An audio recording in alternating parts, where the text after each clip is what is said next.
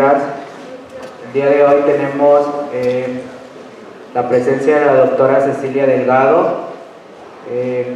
Ella es maestra en estudios latinoamericanos por la Universidad Nacional Autónoma de México, con especialidad en cultura, identidad y cultura política.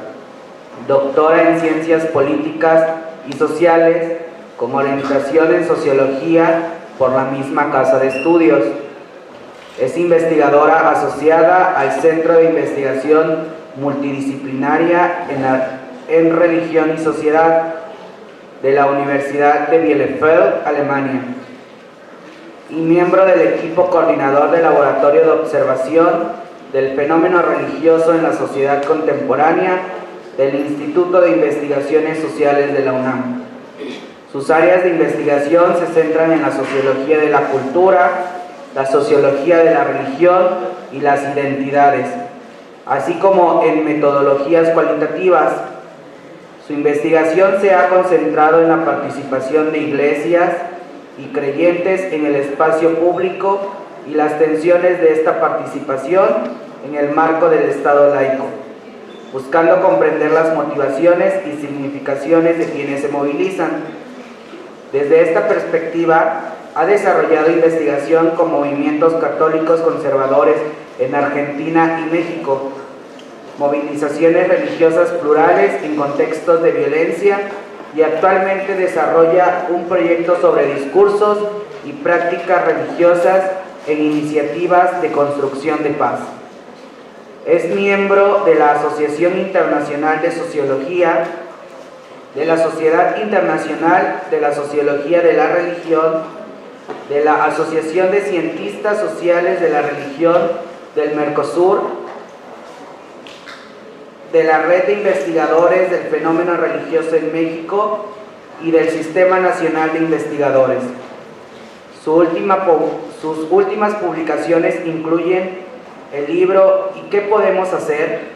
Hábitus e intersecciones entre campo religioso y política frente a la violencia en Morelos, y los artículos Modelos culturales de mujeres católicas de los activismos conservadores en Argentina y Estudiar el fenómeno religioso hoy, caminos metodológicos.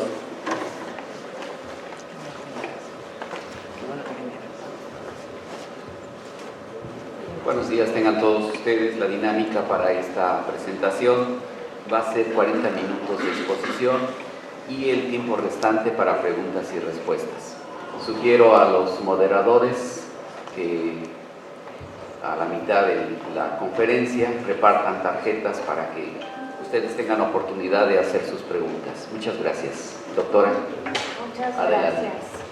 Muchas gracias y muchas gracias por la invitación. La verdad es que ayer que he tenido la oportunidad de estar aquí, he disfrutado muchísimo la jornada del día de ayer, la mesa que me antecedió. Yo hubiera querido estar en la mesa que estuvo ayer en la tarde dialogando con las colegas en lugar de que me dejaran aquí solita, pero agradezco el honor de que me toque esta mañana estar acá. He organizado la presentación del día de hoy en 5 secciones que no son muy largas, pero que lo que quiero es que estamos en la segunda semana de la sociología. Yo quiero proponerles, sobre todo porque me ha quedado claro que lo que tenemos es muchos estudiantes de licenciatura, que podamos situar qué quiere decir que estudiemos religión desde la sociología y cómo lo hago yo.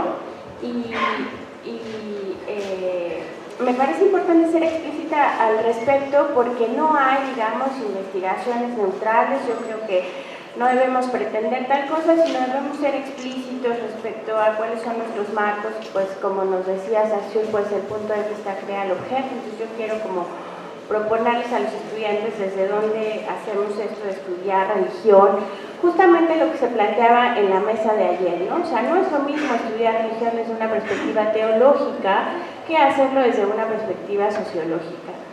En la segunda parte voy a referirme a distintos enfoques para estudiar los vínculos entre religión y violencias, qué son lo que sabemos y por qué hablo de violencias en plural, y en un tercer punto abordar investigaciones de los hallazgos que yo he encontrado en mi investigación, para finalmente cerrar con algunas notas que me parece que podrían darnos ideas para pensar lo que están proponiendo aquí en Veracruz, que bueno, definitivamente pues no es mi espacio de trabajo de tanto, ¿no?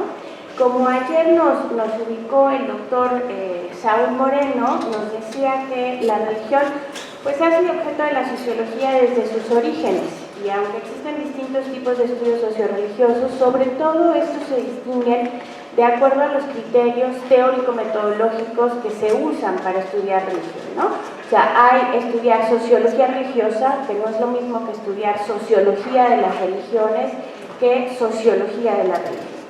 Entonces, sin que se busque, digamos, discutir la existencia de Dios o la naturaleza de Dios o de los dioses, que eso sería un asunto que competiría a la teología, la sociología religiosa se distinguió por construirse como una sociología que se pensaba para ayudar a la teología pastoral y nació muy ligada de origen a los corpus religiosos y a las instituciones religiosas. Después de ahí se desprendió lo que llamaríamos la sociología de las religiones, que lo que busca es estudiar los corpus de las instituciones, y entonces se pone a analizar, vamos a decir, los catecismos, las cosas que están poniendo ahí como el énfasis en cómo se organiza una institución religiosa, qué hace esa institución distinta que otras, etc.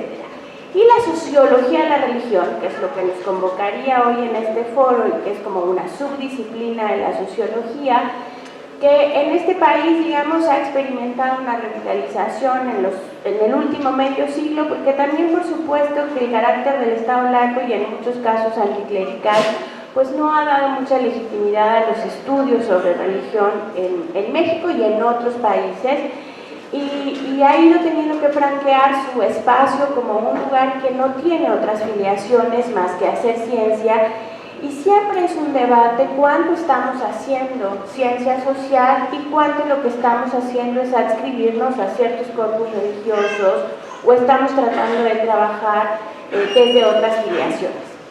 ¿Qué sería pensar la religión como un objeto sociológico? Es también un debate enorme que, bueno, en las definiciones más clásicas estarían entre las definiciones funcionales y sustantivas de la religión. Las primeras, las definiciones funcionales, tratan de ver lo que ésta hace, ¿no? O sea, ¿qué hace la religión? ¿Cuál es su función? Tales como legitimación, integración, compensación, que vendrían sobre todo de la tradición fenomenológica de Schutz y del estructural funcionalismo. Y por otra parte, las definiciones más sustantivistas, que se han concentrado en definir lo que la religión es.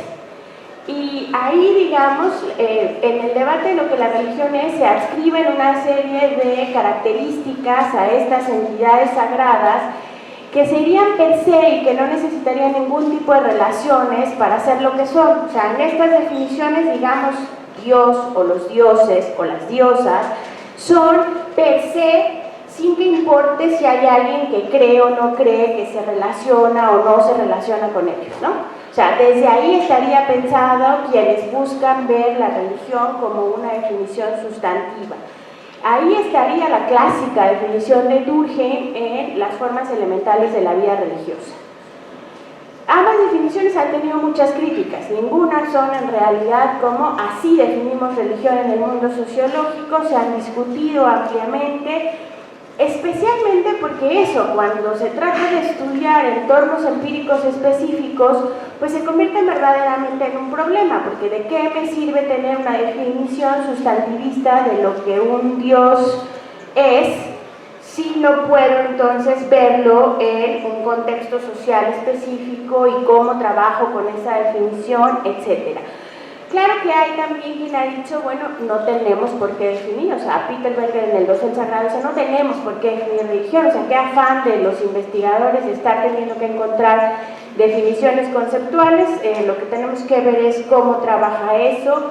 Es el caso de Weber, o sea, Weber no define nunca religión, define iglesia, pero cuando piensa en religión, lo que dice es, lo que tenemos que pensar son cuáles son las condiciones y los efectos de un determinado tipo de acción comunitaria. O sea, la acción religiosa es un tipo determinado de acción comunitaria que debemos comprender a partir de las vivencias y de las representaciones y del sentido que ese lugar específico de investigación empírica ahí adquiere, digamos, la religión, que no es nunca igual en ningún lugar.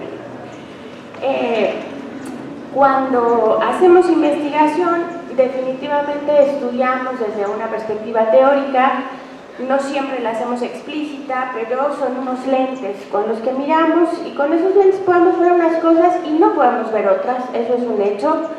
Decía Pierre Bourdieu en esta película que si no han visto deberían de ver, la sociología es un deporte de combate que está en YouTube, así que vayan y den una buena mirada, es una gran lección de sociología.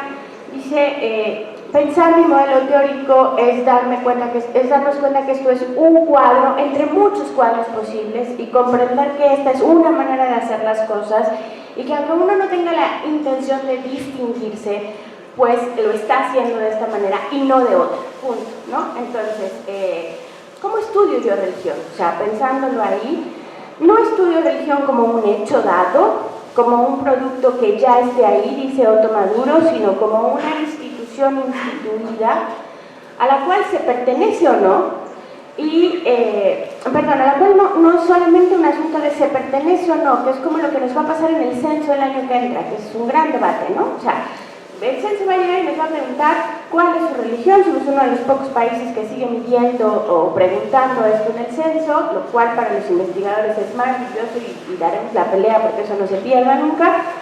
Pero yo no estudio religión solamente como un lugar al que se pertenece o no, sino más bien como una red dinámica de relaciones que están en movimiento permanente y que no solamente son fijas. En todo caso, diría, se trata de un modo de observación de lo religioso, lo que me propongo, que busca la manera en que los creyentes encuentran respuestas religiosas en la vida diaria y de las disposiciones con las que dan sentido a sus prácticas. O sea, no voy a entrar mucho en el detalle de qué quiero decir, pero cuando hablo de disposiciones que digamos, están en la línea de la escuela del estructuralismo genético, es que las personas estamos más dispuestas para percibir, pensar, hacer las cosas de una manera que de otra. Y eso tiene características sociales, de género, de clase, de las trayectorias que hemos ido construyendo a lo largo de la vida, que no son disposiciones fijas porque se transforman, no es que uno no vaya adquiriendo nuevas experiencias a lo largo de la vida. Y entonces, en todo caso, lo que me interesa es concentrarme en la praxis religiosa que nos permite articular esta praxis con las prácticas de actores religiosos que son colectivos, pero también con las estructuras sociales, porque no podemos pensar que el hecho religioso es una cosa que está aislada, ocurriendo, mucho menos en los templos, sino que está ocurriendo en la vida cotidiana de las personas. Entonces, estudio religión pensando en lo que es y en lo que hace la religión, poniendo en este centro a las disposiciones. Como hemos estudiado desde la academia las relaciones entre religión y violencias, y hago la acotación desde la academia porque por supuesto que estos vínculos también se han abordado desde el periodismo y también hay muchos organismos no gubernamentales que trabajan formas de colaboración o formas de crítica sobre los vínculos que pueden existir entre religión y violencias. Yo destacaría 4 enfoques fundamentales sobre cómo se ha estudiado religión y violencias. Por un lado, la religión como fuente de conflicto. O sea, la religión no es solamente un espacio de paz per se, digamos, como muchas veces queremos pensar. La religión puede ser fuente de conflicto. Particularmente eso sufrió un boom en la academia después de los atentados del 9/11 en las Torres Gemelas de Nueva York, porque ha habido toda una construcción discursiva de asociar las religiones asociadas al Islam. Y cuando digo las religiones es que nosotros tenemos como esta idea del Islam monolítico, igual que pensamos, pero de aquel lado dicen el cristianismo y ahí caben en esa bolsa todo el mundo. Bueno, en el Islam hay chiitas, hay sunitas, hay sufismo, o sea, hay una gran variedad de tradiciones religiosas dentro del Islam. Y de ahí, bueno, podemos pensar los conflictos también étnicos como India, Pakistán, lo que pasa en Medio Oriente con Palestina, los kurdos, etc. Y los vínculos también se han estudiado ahí entre religión y terrorismo. En un segundo enfoque, que es un enfoque que tiene mucho énfasis en América Latina, hay estudios que trabajan religión y violencia política. En América Latina están, por ejemplo, los casos de los montoneros en Argentina. Ayer Bernardo hablaba de todos estos movimientos de los cristianos en armas, ¿no? Podemos pensar en Néstor Paz en Bolivia, en Camilo Restrepo en Colombia. O sea, hay toda una serie de cosas y por supuesto, bueno, en la religión como conflicto, aquí en México hay mucho trabajo sobre lo que pasa en Chiapas con las minorías religiosas, los desplazamientos, etc. También hay una tercera vertiente que trata de estudiar la religión y la construcción de paz y cuáles son las posibilidades de la religión para abonar a la construcción de paz y cómo hay grupos religiosos que apoyan estos procesos, en tanto eso se trabaja tanto en conflictos étnico-religiosos. Por ejemplo, yo he trabajado con algunos colegas allí en Alemania para el caso de Bosnia-Herzegovina, de Serbia, que ha sido una guerra étnico-religiosa. Entonces también hay cómo las iglesias pueden participar en los procesos de construcción de paz, pero también en situaciones de narcotráfico, de delincuencia organizada o de guerrilla, por ejemplo, como los casos de los diálogos de paz y las escuelas de perdón en Colombia. Y una cuarta vertiente, que es en la que yo estaría trabajando, es la que trabaja la religión como fuente de sentido, y eso es un poco lo que me han propuesto el día de hoy que hable cuando se piensa. Aunque la conferencia la titularon La espiritualidad, y eso es un debate, por eso yo empecé hablando sobre la religión, es que en la religión nos pasa como en el fútbol. Todos hemos tenido un poco de experiencia en algún momento de nuestra vida con un hecho religioso. Y por lo tanto todo el mundo sentimos que entonces pues podemos hablar de religión, porque alguna vez nos llevaron a algún templo, porque alguna vez pasamos por algún ritual, etc. Y entonces el problema de cómo definimos eso se hace o sea, cuando le ponían en la conferencia la espiritualidad, claro, porque sin darnos cuenta, por ejemplo, cuando decimos la religión, en nuestra cabeza viene automáticamente la religión católica porque somos un país mayoritariamente católico. Entonces yo no estoy hablando de la religión ahí, sino de estas definiciones como el hecho religioso de lo que está ocurriendo como una red de entramados que puede tener una gran cantidad de expresiones y que no necesariamente es una religión judeocristiana, ¿no? O sea, esa es una manera en que la religión se expresa. Y por eso usamos la palabra espiritualidad, porque como que nos saca de la comodidad de referirnos rápidamente a una religión, y entonces parece ser que en el imaginario la palabra espiritualidad nos permite referirnos a una serie más amplia de experiencias que solo hablar de religión, pero bueno, digamos desde ahí es desde donde yo estoy trabajando. Como ayer nos decía la doctora Adriana, justamente cómo se construye el sentido, o sea, cómo la gente va a partir de la religión en diversos contextos de violencia, que es lo que yo estaba haciendo en los últimos años. Es decir, cómo los creyentes que viven en contextos de violencia o que han sido víctimas de violencia dan sentido a este contexto o a estas experiencias y qué consecuencias tiene esta construcción de sentido.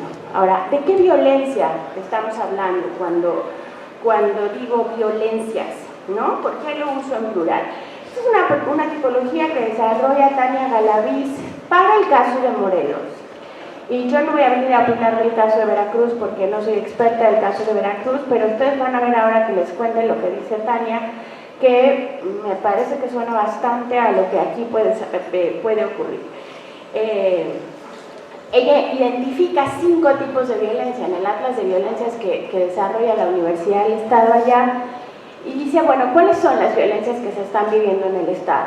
La violencia desde organismos del Estado que sobrepasan los marcos de la legalidad institucional y que se manifiesta en la violación grave de derechos humanos, en la falta de debido proceso, en la intimidación a periodistas, en el incumplimiento de responsabilidades legales, en la corrupción, entre otras. La violencia del Estado contra movimientos sociales, es decir, el privilegio del empleo de la fuerza policial para dirimir conflictos, lo cual tiene como una de sus consecuencias la inhibición de la organización social, la desarticulación de la organización social. La violencia del crimen organizado en contra de la población, que se manifiesta en robo, homicidio, secuestro, entre otros. La violencia de personas no organizadas, que no es lo mismo que la del crimen organizado, que también se manifiesta mediante delitos como el homicidio, robo, lesiones, entre otras. Y la violencia de las personas en sus actividades, como la violencia de género, la deshumanización de los otros, la justificación moral de las agresiones, etc. Cuando se hace este trabajo del Atlas de la Violencia en Morelos, que es un trabajo maravilloso para quienes quieren comprender cómo estamos viviendo la violencia en nuestro país en este momento, esta tipificación, o sea, digamos, los debates sobre lo que es la violencia son múltiples, hay muchas maneras y muchas escuelas de pensar la violencia. Esta es una tipificación que se hace de manera específica para pensar el fenómeno en México, en este estado, y lo que Tania propone es que estamos viviendo, o sea, era como la pregunta que guiaba esta idea es, estamos viviendo un ambiente que permea en todo la violencia, o sea, la violencia se siente, decía ayer Bernardo, es un fenómeno social mucho más amplio, es un fenómeno cultural, y hay gente que se ofende terriblemente cuando uno dice eso. Yo me acuerdo muchísimo cuando Peña Nieto, independientemente de cómo nos cayera, dijo la corrupción es un problema cultural en México. Y el país se ofendió como diciendo, ¿cómo que es un problema cultural? Pero si nosotros pensamos en la cultura como redes de significaciones a partir de las cuales se estructuran relaciones sociales, pues hoy la violencia es un asunto cultural en nuestro país y nos estamos moviendo desde esos códigos de manera muy regular. Entonces, ¿qué es lo que sabemos hoy de estos vínculos entre religión y violencia desde esta perspectiva de los creyentes, ¿no? Al pensar en esta perspectiva partimos de una premisa inicial que es todas las personas tienen experiencias que valoran positiva o negativamente, eso es lo cotidiano en nuestra vida, y cada persona interpretamos tales experiencias de alguna manera, y cada persona además vive dentro de un contexto social, cualquiera que este sea. O sea, esa es la premisa desde la que trabajo esta idea. Y entonces, las víctimas de violencia interpretan sus experiencias para darle sentido a partir de ello y desarrollan estrategias a partir de cómo interpretan. Entonces, no es, aun cuando las personas vivan las mismas experiencias de violencia, necesitan darle un significado, necesitan decirse a sí mismas, acomodar el trauma y poderse decir por qué han vivido lo que han vivido. Y para las personas creyentes que tienen disposiciones, no es que todo mundo va a recurrir a la religión para significarse una experiencia de violencia. Las personas que tienen disposiciones, que tienen referencias, que eso ha ocupado un lugar en su vida, recurren a estos universos simbólicos para significar estas experiencias y a partir de esa significación desarrollan estrategias, pero también viven transformaciones en su identidad. Algunas otras colegas que han trabajado los temas sobre religión y violencias desde la perspectiva de los creyentes, por ejemplo, Erika Valenzuela y Olga Auger trabajaron con grupos católicos, evangélicos y testigos de Jehová en Tijuana. Y lo que ellas encuentran es que si bien en los tres casos las creencias religiosas ocupan un importante lugar en la construcción de la interpretación de la violencia, entre los católicos dicha interpretación coexiste con argumentos más bien de carácter social, que entre los evangélicos destaca un mayor interés por la participación política para frenar la inseguridad, y que entre los testigos de Jehová el carácter escatológico resulta central e invalida toda acción contra la violencia, porque esta es percibida con resignación como la señal inevitable del fin de los tiempos. Por otro lado, Elean Pro, que ha hecho una investigación maravillosa, que en realidad no tenía nada que ver con religión, porque la de Olga y Erika sí parte de pensarse en la religión, ella trabaja con madres víctimas de feminicidio y con algunas sobrevivientes de intentos de feminicidio. Y Elean se pregunta, son mujeres que se han movilizado a convertirse en activistas, y lo que se pregunta es cómo hicieron la transición de pasar de la experiencia de haber sufrido el asesinato, el feminicidio de sus hijas, a convertirse en activistas.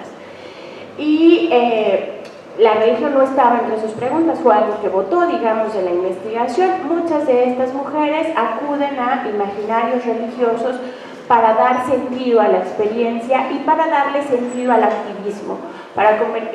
Lo que encuentra es que muchas de estas mujeres encuentran en el activismo una misión de vida que permite que la muerte de sus hijas o el asesinato de sus hijas tenga sentido.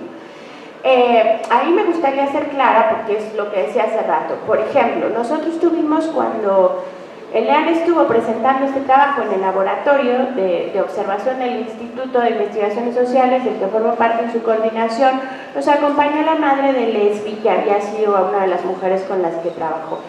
Y ella estaba contándonos estas experiencias de referencia asociadas a creencias de tipo New Age, prehispánico, etc. O sea, cuidado que cuando yo digo la gente acude a sus universos religiosos, pensemos universos católicos, porque eso nos pasa muy rápidamente. O sea, los universos religiosos pueden ser muy diversos, este es uno de esos casos. También hay... Olga Olchos en Tijuana ha iniciado ahora un proyecto también muy interesante con solicitantes de asilo. Ya ven que ahora, que no somos tercer país seguro, pero como que sí somos, ¿no?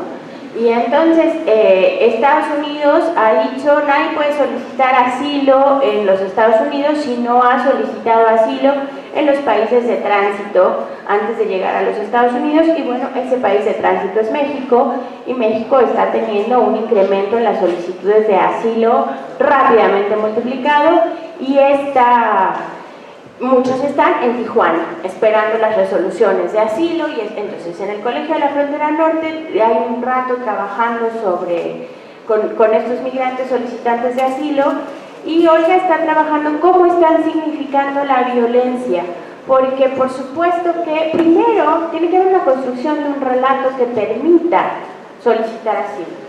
Y muchas veces ese relato tiene que estar asociado, por supuesto, a las condiciones de violencia, y entonces cómo se está construyendo ese relato, pero también cómo la violencia se va significando en qué quiere decir este estado de temporalidad permanente, porque los solicitantes de asilo están viviendo un lugar de temporalidad permanente. O sea, estoy aquí por un rato en lo que me resuelven el asilo, pero ese rato se puede convertir en años, pero al mismo tiempo no es definitivo que yo me puedo quedar aquí.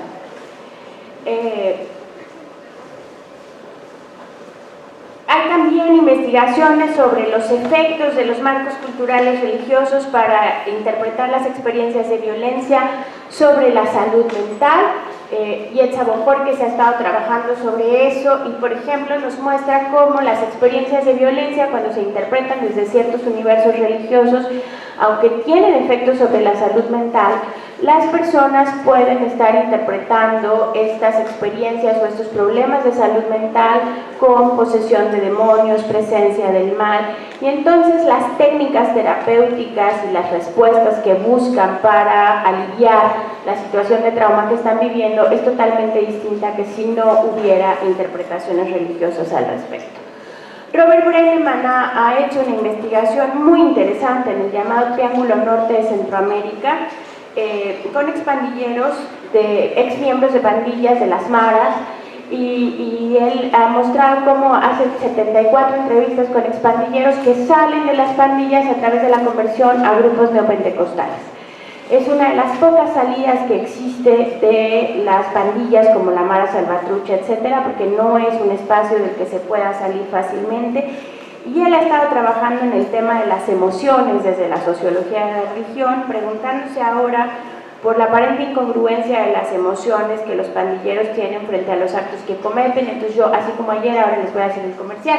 Ahora el 8 de noviembre nos va a visitar justamente en el laboratorio y en el Instituto de Sociales, que se transmite en vivo, así que pueden verlo, y va a ser un trabajo súper interesante, porque además me parece que ese es otro objeto difuso para trabajar en sociología. O sea, ya religión nos da un montón de problemas, pero luego emociones, desde la perspectiva sociológica, pues es todo un reto, porque normalmente es un espacio que hemos dejado a pensar solo a la psicología, Y en realidad los sociólogos tendríamos que estar discutiendo cuál es la construcción social de la idea desde la que se configuran las emociones y bueno, Brenneman está haciendo eso ahora. En una parte de mi investigación doctoral se llamó Religión y Política en un contexto de violencia, el caso de Morelos en los años 2003 y 2017, y yo trabajé en esta investigación. Una parte fue concentrarme en los creyentes, no solo en las instituciones que habían vivido experiencias de violencia. Morelos, como para que puedan ubicar por qué decidí hacerlo ahí, es un estado que se disputa los lugares con Veracruz, la verdad, ¿no? Una de cada 4 personas ha sido víctima de delito. En el 2013, según el índice de paz, fue el estado menos pacífico del país. O sea, las condiciones de violencia en el estado de Morelos, que además adquiere particularidades porque es un territorio chiquitito, y entonces en ese territorio chiquitito la situación de violencia que se está viviendo es sui generis. ¿Qué me encontré?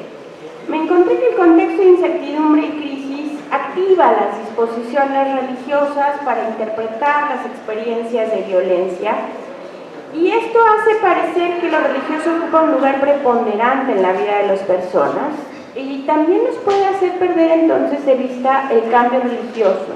O sea, los sociólogos de la religión tenemos unos años discutiendo el fenómeno del cambio religioso. Las instituciones, por mucho que quieran salir al espacio público a decir que siguen representando a los creyentes, no representan a los creyentes.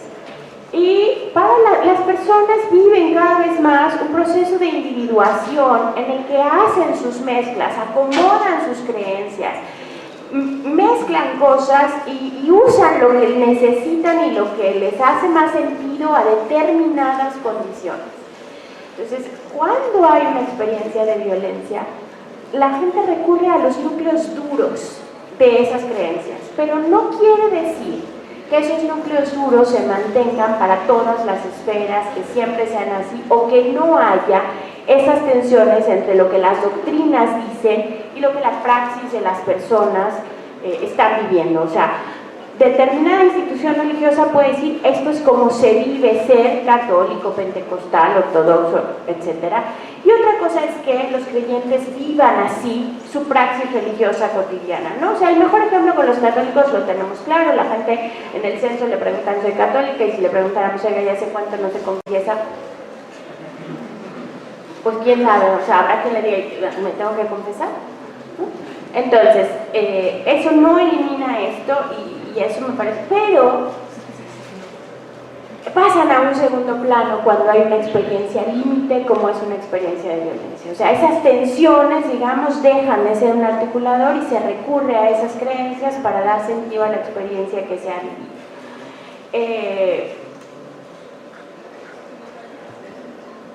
¿Qué es lo que importa?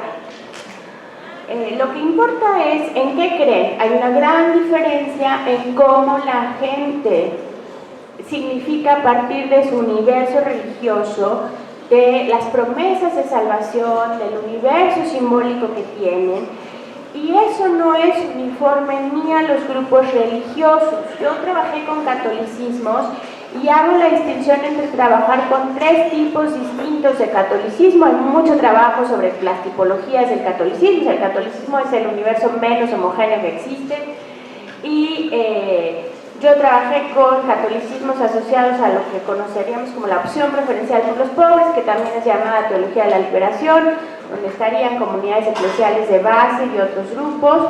Trabajé con catolicismos emocionales, donde estarían grupos como la Renovación Carismática Católica, pero también la Espada del Espíritu y otros grupos de corte emocional. Y trabajé con conservadurismos católicos, sobre todo movimientos pro vida y pro familia, como se autodenominan, todos católicos, y lo que encuentro pues es como si hay una diferencia aún dentro del catolicismo de cómo se interpreta según esto. También importa la clase social. O sea, la violencia se experimenta distinto según el grupo en el que estamos. O sea, no es lo mismo vivir la violencia en una colonia popular donde se está debatiendo el espacio para la venta de la droga y los pequeños distribuidores que vivirlo en un fraccionamiento con seguridad privada y altas bardas y sistema de circuito cerrado en casa, aunque se esté viviendo la violencia y aunque se pertenezca al mismo grupo religioso y se tengan los mismos universos simbólicos y se viva una experiencia de victimización. O sea, la clase social cuenta en el proceso y cuenta el cuerpo, cuenta el género y cuenta la corporalidad desde la que se experimenta la violencia. Las mujeres, como ayer quedaba claro en la mesa que tuvimos, no vivimos la violencia, no vivimos el espacio público, no transitamos por la vida de la misma manera que lo hacen los varones. Lo que les voy a contar, digamos, en esta última parte sería lo que encontré con estos grupos. Y entonces lo que van a oír ahora, lo que quiero que quede claro es cómo estos grupos significan las experiencias de violencia. O sea, son para cada uno de los grupos, en las entrevistas que realicé, todo el mundo vivió, o sea, todo el mundo tiene experiencias de violencia. A mí entiendo que de manera legal es muy importante que hablemos de víctimas de violencia. Yo no hablo de víctimas de violencia porque en la significación que la gente construye hay gente que se asume como víctima y gente que no. Pero, digamos, todo el mundo tuvo en este trabajo experiencias de violencia. En el caso que identifico con la opción preferencial por los pobres, los creyentes identifican las experiencias de violencia unidas a las experiencias de pobreza, la falta de oportunidades de estudio y de trabajo. Identifican las causas de esta violencia en la desigualdad social y hay una idea de que la gente actúa por necesidad. En ese mismo nivel, o sea, equiparado a sus propias experiencias de violencia, están las injusticias y los abusos del gobierno, así como abusos de otras personas en situación de poder económico, religioso y cultural, lo que les genera mucha impotencia. Y ellos dan sentido a estas experiencias a partir de la creencia de que la vida con Dios implica una vida digna, que es posible por la promesa de liberación de Jesús que está radicada en la vida y no en el templo. Por eso hace sentido todo lo que las compañeras ayer nos contaban, por ejemplo, de las experiencias que se viven con la teología de la liberación en las comunidades, que van haciendo incidencia comunitaria, digamos, de otra manera. La promesa de un Jesús liberador, que es lo que quienes están en la opción preferencial por los pobres identifican como la promesa de salvación, deriva en prácticas con las que se busca alcanzar y obtener dicha promesa y que son producto de su identidad religiosa. Y estas prácticas están expresadas en la participación social y la lucha popular, que se potencian al formarse en aspectos teológico-pastorales, así como a través de estrategias de educación formal para construir la vida digna con Jesús como fuente de liberación. Al hablar de aquello que perciben como particularmente negativo en nuestra sociedad, este fue el único grupo que hizo referencia a las desapariciones forzadas y a las persecuciones del gobierno, y al miedo a actuar como una interpretación de por qué están sucediendo estas cosas. En el caso del catolicismo emocional, o de los grupos que identifican con el catolicismo emocional, encontré que estas experiencias negativas como ser víctima de un robo pueden ser interpretadas no desde un lugar negativo, o sea, adscribiéndole causas, sino como algo que se resuelve o que se transforma en una experiencia positiva por la experiencia de la presencia de Dios. En estos grupos se asume que hay una relación personal con Dios y se confía en que resolverá todo, lo que es posible por una operación cognitiva que opera tanto a nivel emocional como a nivel corporal. En las entrevistas aparecen dos formas de dar sentido a las experiencias de violencia personales o familiares. Por un lado, se refieren como un momento en que la víctima estaba alejada de la comunidad religiosa o todavía no se pertenecía a ella, o bien se reinterpretan como experiencias que se resolvieron favorablemente por la intercesión del Espíritu Santo a través de la oración o de la intercesión comunitaria. Por el cuidado de Dios que se hace presente en la comunidad y cuya fuerza se invoca a través de la oración, la salud y las cosas perdidas en un robo, por ejemplo, se recuperan literalmente o en una forma que se reinterpreta de esa manera, con lo que se vuelven la paz y el equilibrio. En estos grupos se distinguen las experiencias experiencias de violencia que se viven de manera directa de las experiencias del entorno, por ejemplo, como la aparición de cuerpos en la vía pública, etc. Y esta distinción es muy importante porque hay una idea de que hay una presencia del mal, pero no es que la gente sea mala. Entonces hay toda una idea de la conversión religiosa y de que si la gente acepta a Dios en sus vidas, entonces podrá transformar este lugar, y eso les permite además seguir, porque como ellos sí están refugiados en la comunidad religiosa, de alguna manera se sienten protegidos de estar hacia afuera y les permite seguir con la vida a pesar del miedo. Aunque en el entorno católico no se expresa en términos de guerra espiritual, que en el entorno neopentecostal sí se expresa como una guerra espiritual, sí se relata una idea de una batalla contra el mal que está referida de manera abstracta y no encarnada, pero que se sitúa en los lugares, y entonces también por eso hay prácticas de sanación sobre los espacios, etc. En el tercer grupo, donde estarían los conservadurismos religiosos, estos grupos equiparan las experiencias de violencias vividas, entre las que en la gente que yo entrevisté hay experiencias de asalto, de secuestro, de robo, y los equiparan a los procesos de aprobación de matrimonio igualitario que vivió Morelos en el 2016, que es el periodo en el que yo estoy haciendo las entrevistas. Tanto la aprobación en sí misma como las movilizaciones de oposición que realizaron se equiparan y conectan con las experiencias de violencia, pues asumen que el gobierno y la clase política impulsan estas legislaciones para ocultar la gravedad del problema de violencia. Las movilizaciones de oposición a dichas legislaciones son prácticas generadas por su manera de entenderse a sí mismos como verdaderos católicos que no dejan sus convicciones en la puerta del templo. Responsables de su formación y de la de otros liderazgos católicos que buscan resacralizar la sociedad. Lo que cobra sentido, pues creen estar llamados por Dios a ser un signo de contradicción en el mundo, que esté en el mundo sin ser del mundo, y obtienen la fuerza para lograrlo al frecuentar los sacramentos, reconciliación o confesión y Eucaristía, que para ellos son fuente de acción salvífica.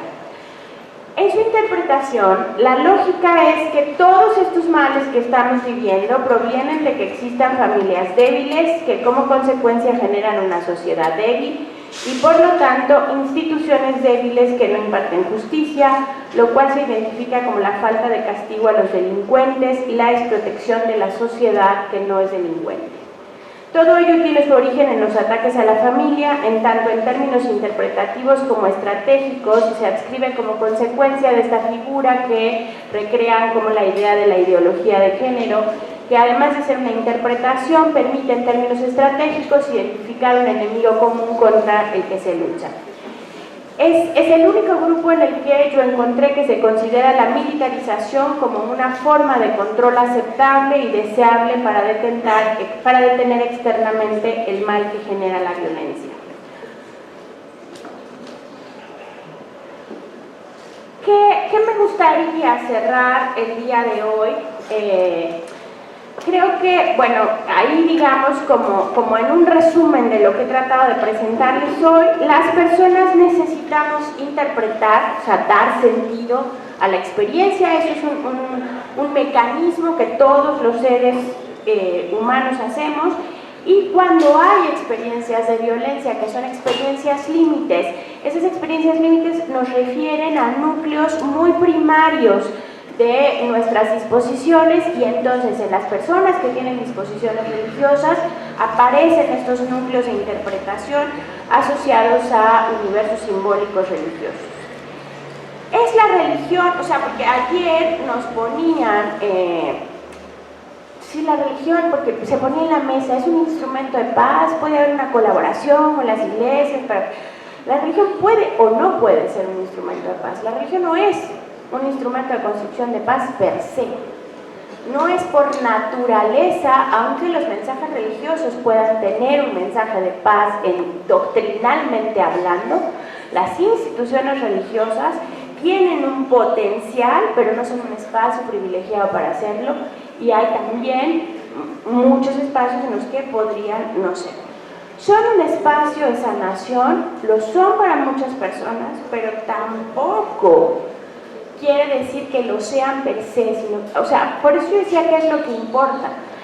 No es solamente que la religión por sí misma tenga esta capacidad, sino que tiene una combinación de cosas en las que el universo simbólico religioso puede ayudar, por ejemplo, a que una persona encuentre espacios de sanación, pero también podría, con otras combinaciones, realmente no servirle para nada o muy por el contrario. Entonces no es que la religión, por eso yo hablo de una red de relaciones, o sea, no es que la religión como si fuera un corpus abstracto, una cosa que estuviera ahí ya hecha y puesta, tuviera esa capacidad de resolución.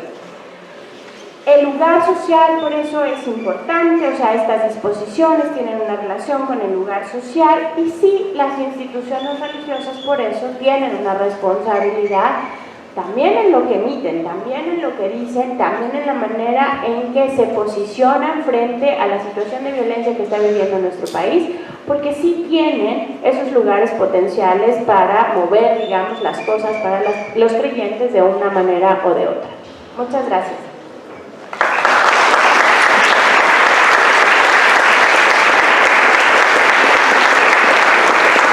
Damos gracias a la doctora Cecilia por hacernos este encuadre desde la sociología, desde lo que es religión y después cuáles son los tipos diferentes de violencia y sobre todo desde el punto de vista sociológico en cuanto a que estamos en la Semana de la Sociología aquí en la facultad.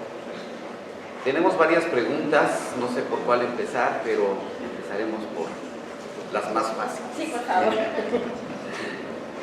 No es cierto, todas son buenas preguntas. ¿Cómo afecta la representación violenta en algunas imágenes del canon católico en su visión de la violencia? Ejemplo, Santiago Matamoros o los nazarenos. En términos generales, la iconografía judeocristiana pues es una iconografía bastante violenta. Es una iconografía que, como la teología cristiana, o los que estudian teología cristiana, yo no me siento como que puedo decir sobre eso, pero sí hay todo un tema, digamos, sobre pensar el martirio, o sea, pero también tenemos que entender en qué contexto están producidas estas piezas, o sea, Santiago Matamoros, que después vamos a poder traer a México también para hacer mataindios, o sea, hay, digamos, una figura de defensa de una visión religiosa sobre otras, no es exclusiva de la religión judeocristiana, o sea, las religiones dominantes tienen eso, el Islam lo tiene, por ejemplo, si pensamos en el Islam chiita sobre el sunita, etcétera, o sea, porque a veces pensamos que es solo la religión judeocristiana que tiene estas características. Es también una cultura en este país que habría que discutir de otras maneras, o sea, porque tiene que ver con lo que ayer se decía en la mesa, o sea, que las mujeres nos vistamos diferente debería ser una resolución. No, el problema es cómo estamos poniendo el cuerpo de las mujeres en las relaciones sociales. Las imágenes religiosas son un problema per se. No, el problema es cómo estamos haciendo tejidos que permitan interpretar la violencia como algo naturalizado. Gracias. ¿Cuál es la evaluación que se le puede hacer al gobierno federal en materia de seguridad y el Estado de Derecho? Y tiene una segunda pregunta.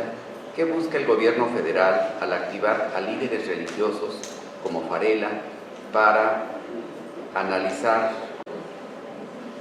no sé si estoy leyendo bien, Sí, analizar, para moralizar este país? Bien, yo que soy una cínica les voy a contar que nos acompañan los de asuntos religiosos federales, ¿no? Entonces la pregunta pues no debería ser para mí. ¿Qué espera el gobierno federal al buscar moralizar? Pues sí, me parece que la palabra es correcta, aunque el discurso oficial diga que es para contribuir a la construcción de paz.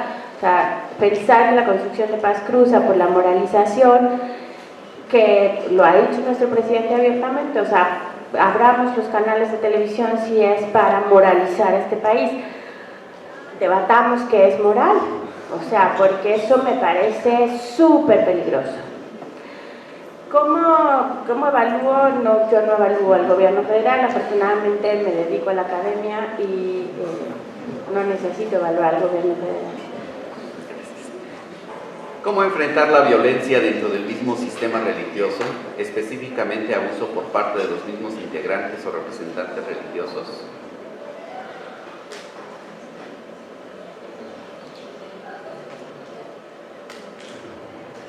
Haciéndola explícita. O sea, creo que el primer problema de la violencia en general es el silencio en los sistemas religiosos, en los sistemas familiares, o sea, las personas y quienes no estamos ahí tejiendo espacios que permitan acoger redes de fuerza que permitan que las personas puedan denunciar, hacer explícito, publicitar lo que ocurre, porque es, por ejemplo, lo que pasa, o sea, el nivel de exclusión social que se tiene cuando se denuncia una situación de abuso en una institución es brutal. Entonces la gente prefiere no denunciar antes que ser revictimizada en todo el proceso que va a implicar la denuncia.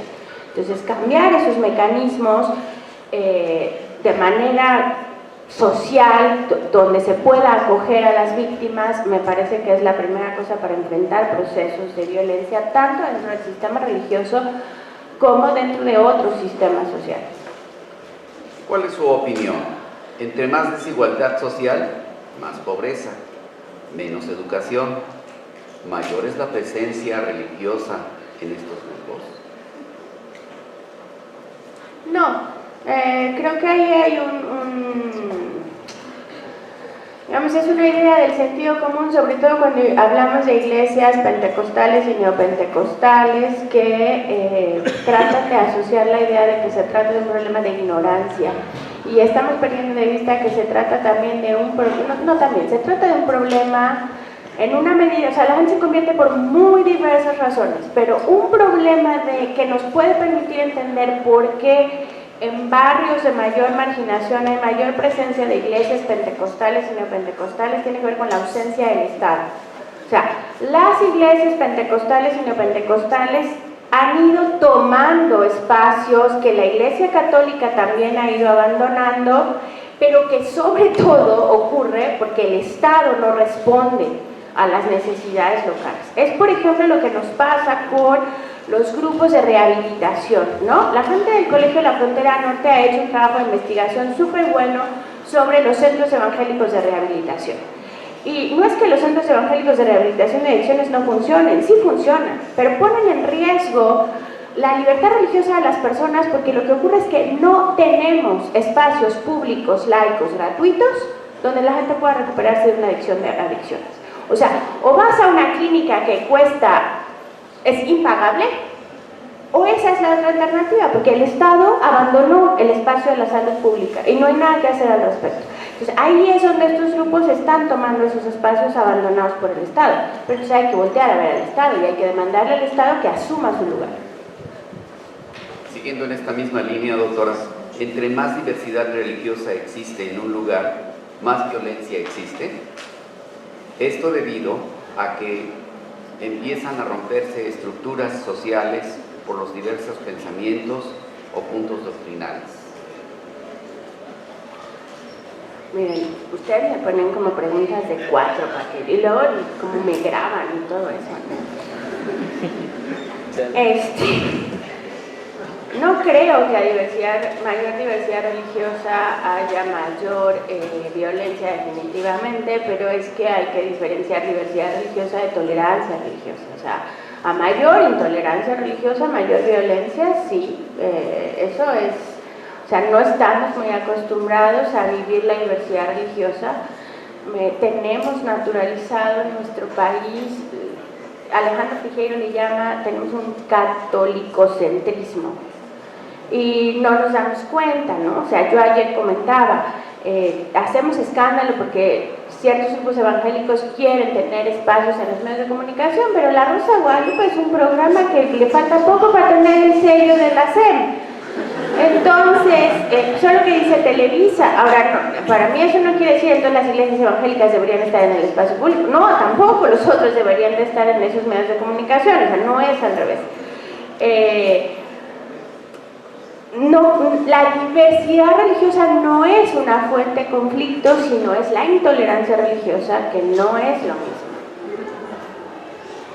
¿Qué hacen los grupos religiosos en contra de la violencia? ¿Hay diferencia entre católicos y evangélicos? Ninguno de los dos universos, aunque creamos que sí, los pondría iguales. Hay dentro de la catolicidad muchos grupos que trabajan en procesos de construcción de paz, que hacen trabajos maravillosos, y otros que no, y que abonan a la intolerancia religiosa, a los discursos de odio. Lo mismo pasa, a ver, el mundo evangélico, usamos esa palabra porque usamos la referencia católico, pero el mundo evangélico es la cosa, si el mundo católico es mucho más diverso de lo que pensamos, el mundo evangélico, eso es otro planeta. El mundo evangélico habría que distinguir entre las iglesias históricas, que serían un grupo de evangélicos, con su propia diversidad, luego los grupos pentecostales y luego los grupos neopentecostales. Entonces, cuando alguien sale y dice nosotros el mundo evangélico, en realidad está tratando de mostrar cierto lugar de unidad, pero que no responde definitivamente a lo que ocurre en las congregaciones religiosas.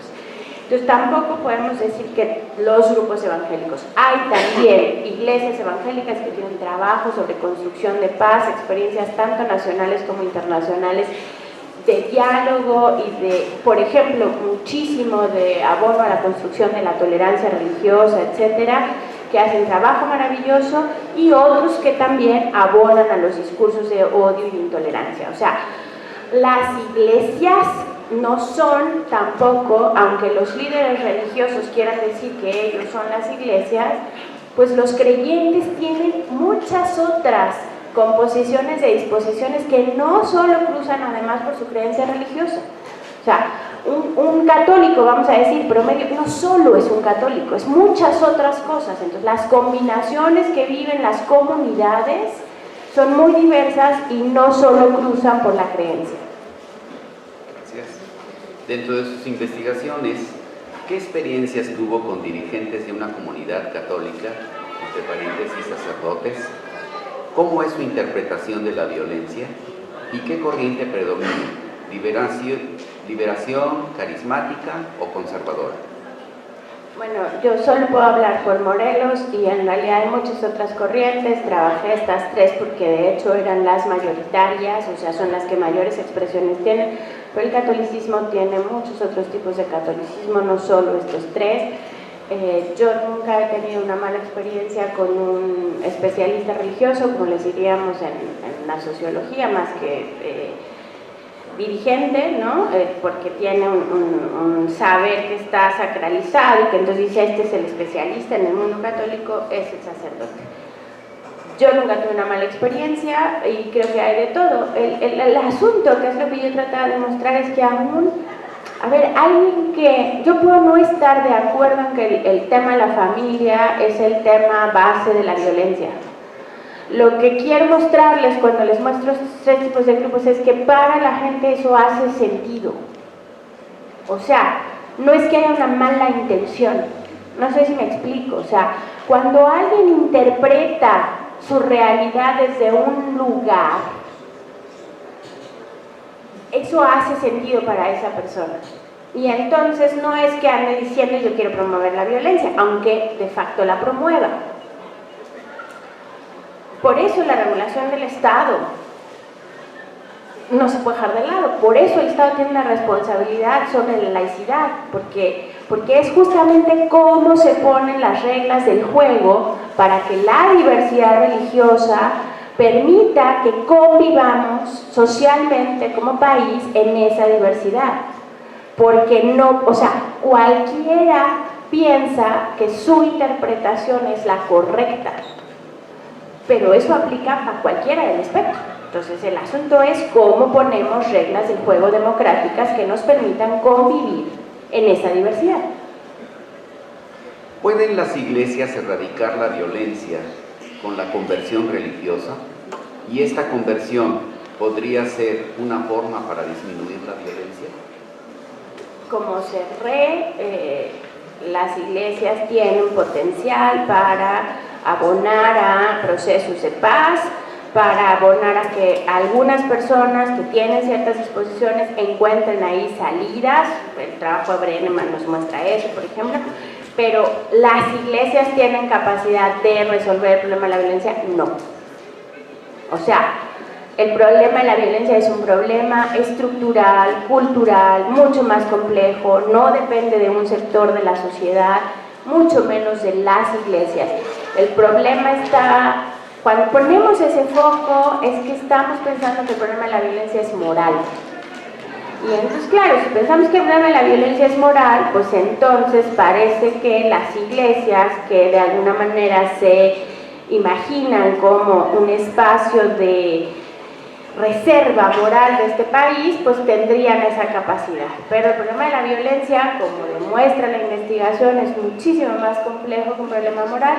Decir eso está en el plano del sentido común, que, digamos, pues, no es solo la experiencia de México, la experiencia del mundo nos demuestra que cuando un lugar tiene los índices de violencia que tenemos, claro que hay un componente cultural, que no es lo mismo que moral, pero no es el único problema.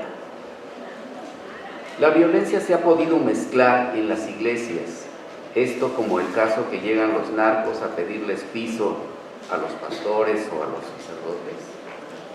Hay de todo, también hay pastores y sacerdotes que lavan dinero, y también hay unos a los que se les pide derecho de piso, y también hay unos que, por ejemplo, el Observatorio de Libertad Religiosa del Perú tiene unos años documentando los casos de violación de libertad religiosa, y en el caso mexicano ha documentado el caso de agresiones a comunidades religiosas que han hecho trabajo de incidencia para sacar a la gente de las adicciones, para mejorar las relaciones comunitarias, y efectivamente el narcotráfico les ha atacado porque se convierten en una amenaza para la supervivencia del negocio, digamos.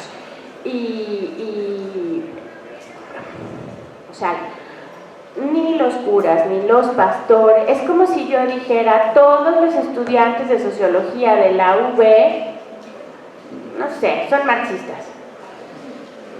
Pues habrá quien me diga, oiga, yo no.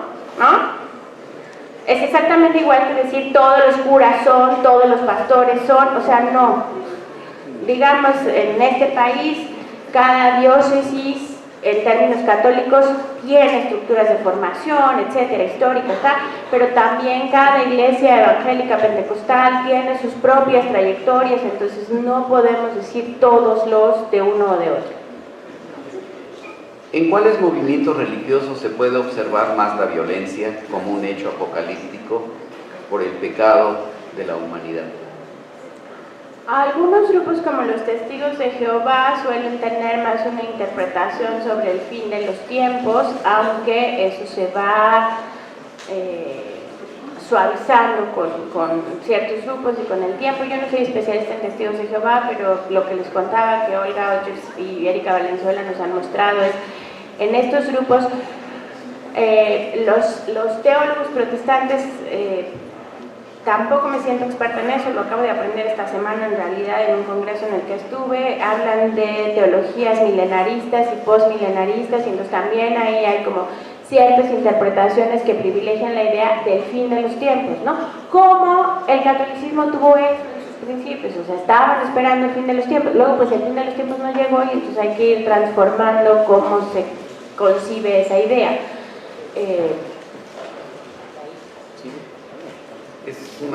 Buenos días, doctora Cecilia. Mis preguntas serán: las entidades religiosas son creadoras de significantes y significados de la realidad hoy en día.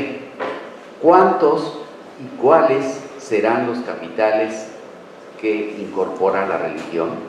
¿Y cuál es la importancia del Estado, de la sociología de la religión?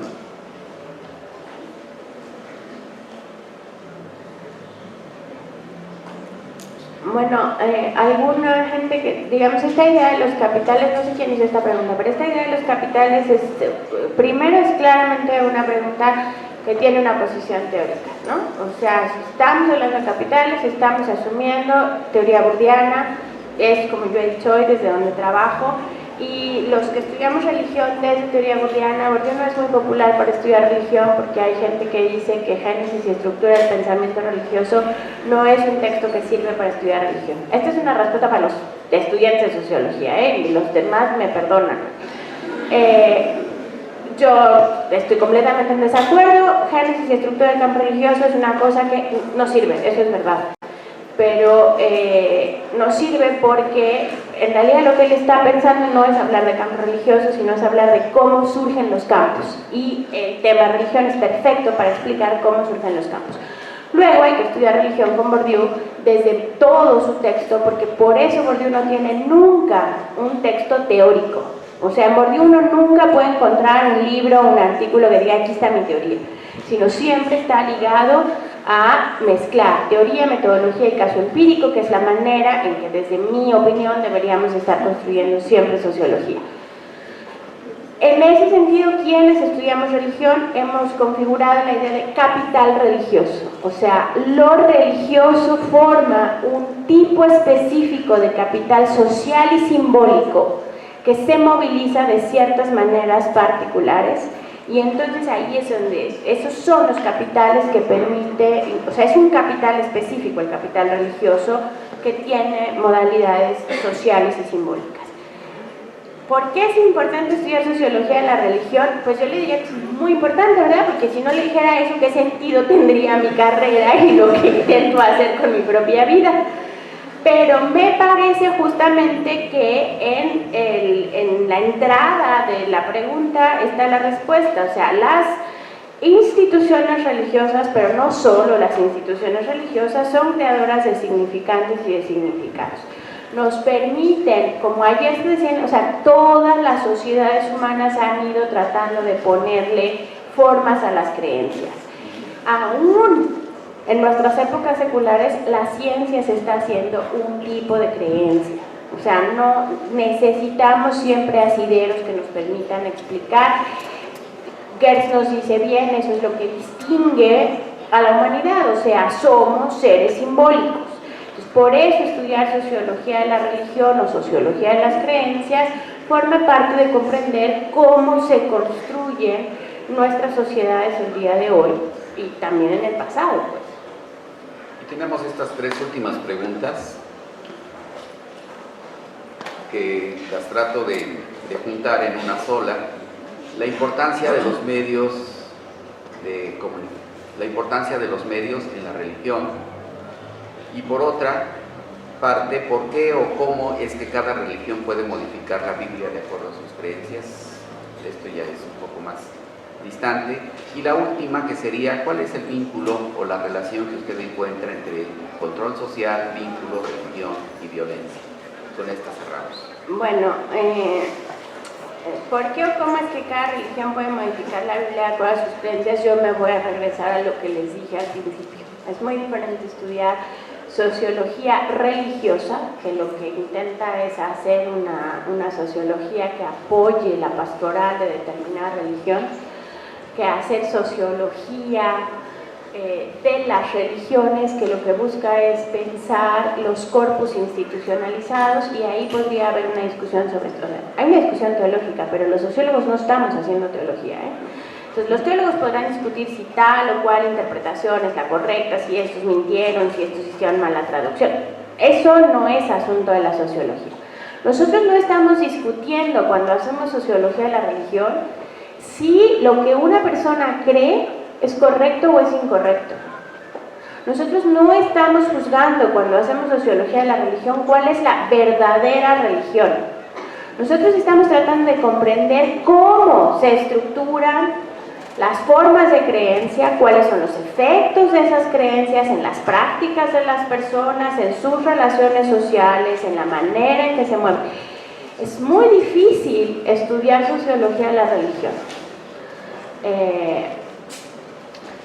Como ya quedó claro que soy bien bourdiana, ¿verdad?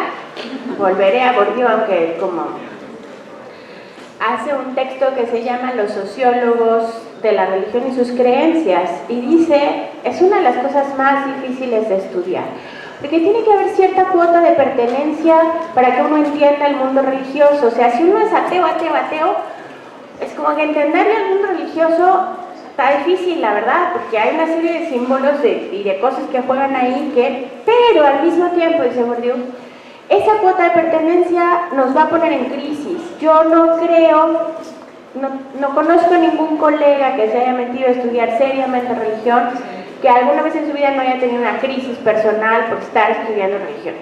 Porque, pues claro, que hay una cosa que te va a confrontar con eso que te dijeron que era o que no era, cuando uno está estudiando la institución, etcétera, etcétera. O sea, sí hay,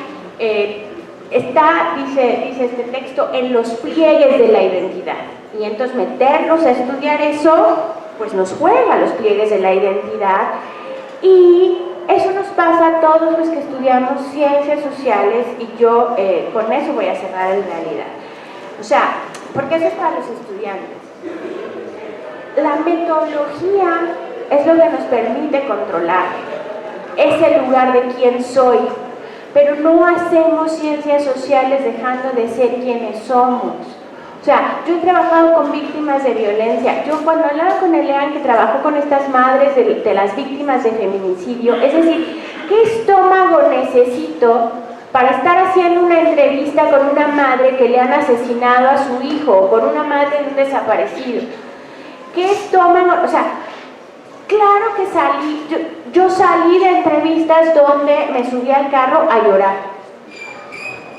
Y donde tenía que estar haciendo un esfuerzo por no llorar mientras la persona me estaba hablando de la experiencia de violencia que había vivido. Los sociólogos, los antropólogos, etcétera, ponemos el cuerpo en lo que hacemos. Y el cuerpo no va exento de la emoción. Entonces, necesitamos encontrar espacios de colegas donde podamos discutir estas cosas. La investigación no se hace en solitario también por eso. Porque ni sabemos todo, pero porque además necesitamos poder tener como otros con quien dialogar y decir, es que esto me está matando. Los temas a los que nos metemos nos provocan de alguna manera, no llegamos ahí porque sí, claro que no, llegamos porque nos provocan. Pero entonces, nuestro lugar como investigadores sociales, como científicos sociales, no es solamente construir significado con la idea, o construir investigación con la idea de que lo hacemos de manera aséptica, sino es asumir cuán involucrados estamos y tener controles metodológicos que nos permitan poner eso en su lugar.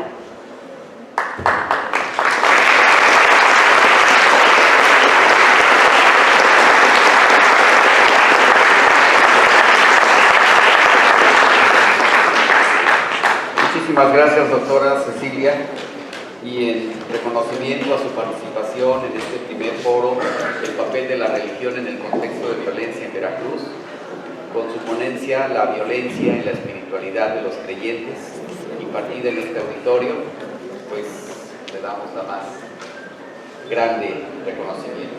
Muchísimas gracias. Muchas gracias.